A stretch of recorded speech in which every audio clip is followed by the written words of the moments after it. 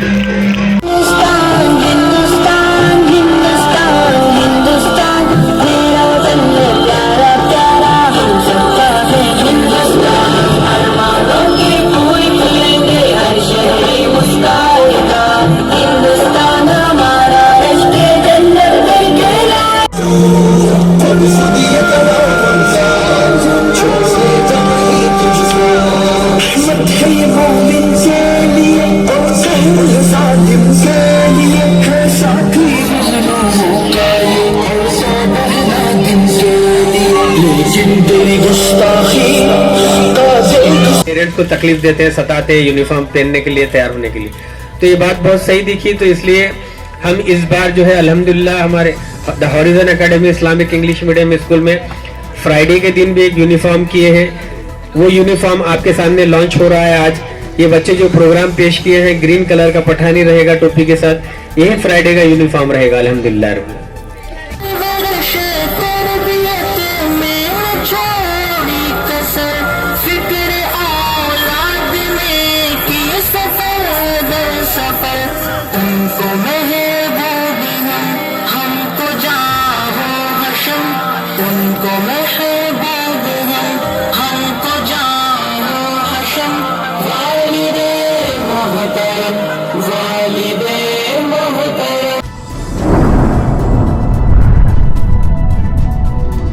अतराफ TV, हर बात सच के साथ।